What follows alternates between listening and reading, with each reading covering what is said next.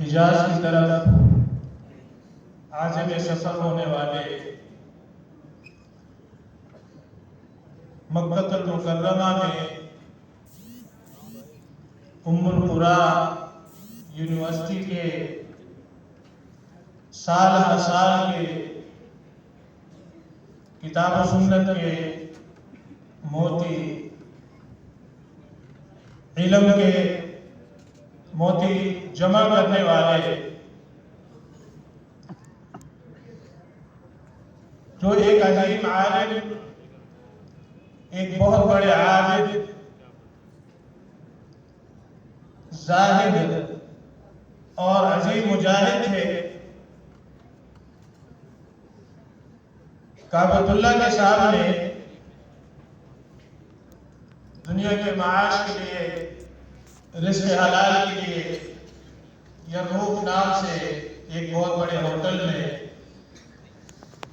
امیر محترم تشریف لاتے ہیں، سعودی عرب، حافظ صاحب سے بات کرتے ہیں کہ بچے قربانیاں دے رہے ہیں، آپ یہاں پر ہوٹل کر رہے ہیں۔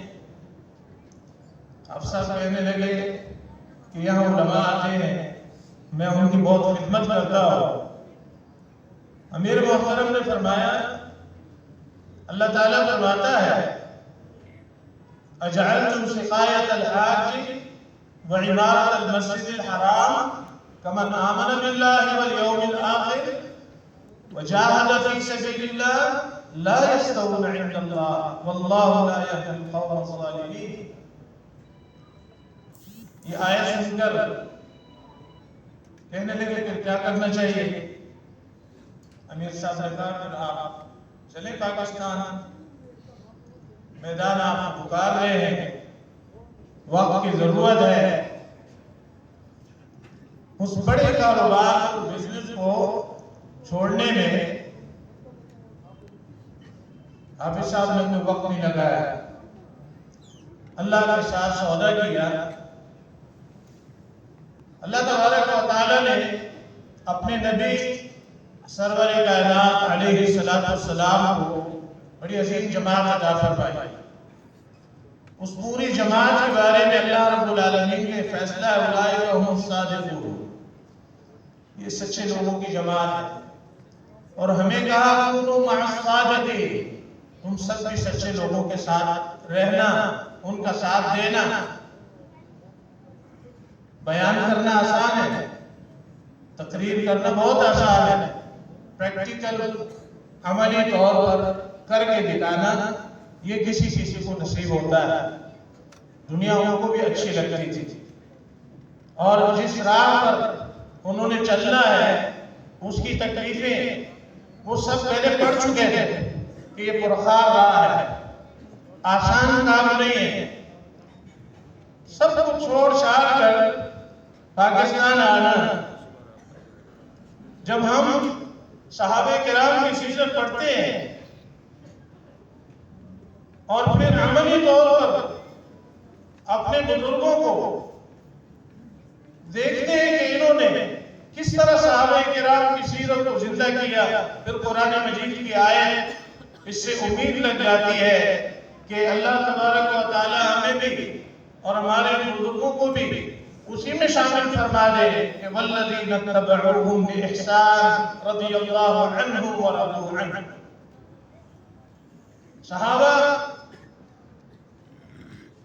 دین پر آنے سے پہلے، اسلام پر آنے سے پہلے ان کی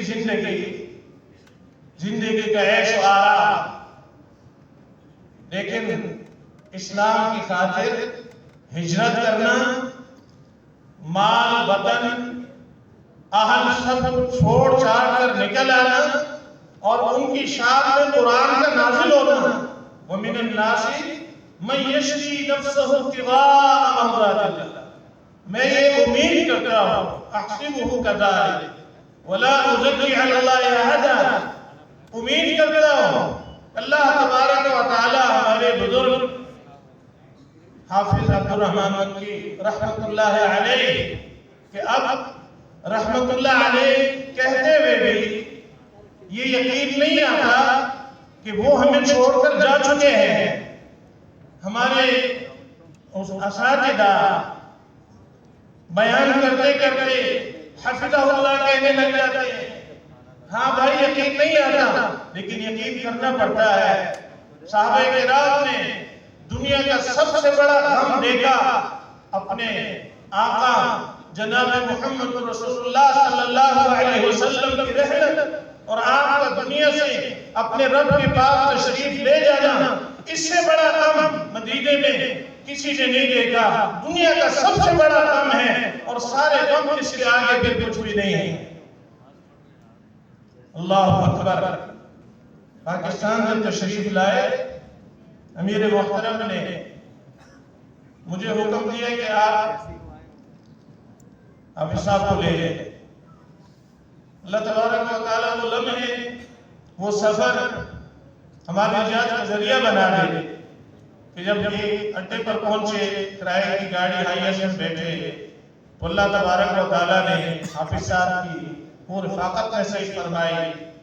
اللہ اکبر. میں یہ دیکھ رہا ہوں, میں دل سے محسوس کر رہا ہوں, اگرچہ یہاں علماء موجود ہیں اور عالم سے وقت لینا وہ بھی جمعرات جب مطالعہ کرنا ہے کہ جمعہ پڑھانا ہے اور اس قدر اطمینان سے علماء کا تشریف رکھنا, میں یہ سمجھتا ہوں کہ یہ فجر کی اذان تک بھی مجلس چلے تو شاید مبالغہ نہیں ہو. یہ محبت ہے, یہ تعلق ہے. تو الحمدللہ یہاں سے اس پار چلے جانا اور الحمدللہ پاکستان میں خاص کر جہاد کے حوالے سے جو تیاری ہے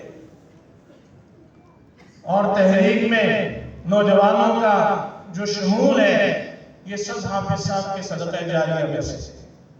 ابو ہارون ہو, عبد القادر, عبد الوہاب, جتنے بھی شہداء ہیں ہر شہید کے جنازے کے لیے حافظ صاحب تشریف لاتے تھے اور جس طرح دعا کرتے.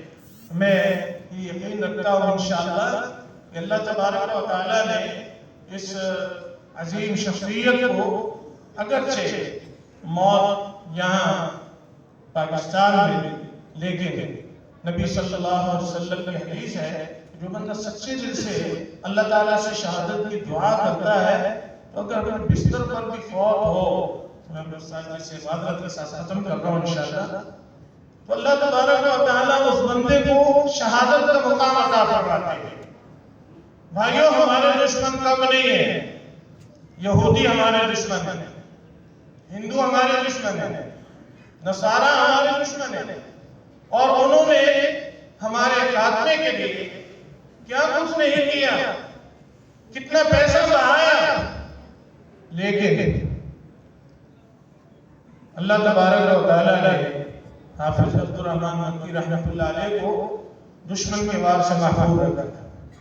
گویا وہ جنگیں لڑنے والا خالد بن الولید جنہوں نے 200 جنگیں لڑی اور اللہ تبارک و تعالیٰ نے دشمن کے ہاتھ سے ان کو محفوظ رکھا اور ان کو لقب ملا سیف من سیوف اللہ, اللہ کی تلواروں میں سے ایک تلوار, کہ اللہ تبارک و تعالیٰ نے انہیں طبعی موت دی اور دشمن کو ناکام اور نامراد کیا. اللہ کی اس تلوار کو توڑ نہیں سکے. اللہ تبارک و تعالیٰ ہمیں حافظ صاحب کی وہ تربیت اور آپ کی وہ تعلیم ہمیں اس پر گامزن کرے, توفیق عطا فرمائے. آخر میں آپ سے یہ پوچھنا چاہتا ہوں کہ ہمارے یہاں جو بھائی بیٹھے ہوئے ہیں, کتنے بھائی ہیں جنہوں نے اپنے بچوں کو صرف دنیا کے فنون اور دنیا کے تعلیم کے لیے لگا رکھا ہے. میں آپ کو دعوت دیتا ہوں, آؤ میرے محترم بھائیوں, یہ جو مجمع ہے اور یہ دعوت آگے چلے کہ ہم بھی اپنی اولاد میں جو سب سے زیادہ ذہین بچہ ہو اس کو اللہ کے دین کے لیے وقف کریں تاکہ اللہ کا دین پڑھے, دنیا میں بھی مہارت حاصل کرے, لیکن اللہ کا دین پڑھ کر ہو سکتا ہے اللہ تبارک و تعالیٰ کو یہ قبول کر لے اور اللہ رب العالمین ہمیں میں سے کسی کو امام بنا کر یہ جو دنیا کے اندر رلتے ہوئے مسلمان ہیں، غمزدہ مسلمان ہیں، ان کی نیا ہم پار لگا سکیں اور ہم اس کام میں استعمال ہو سکیں۔ اقول قولی ھذا واستغفر اللہ لی ولکم ولسائر المسلمین۔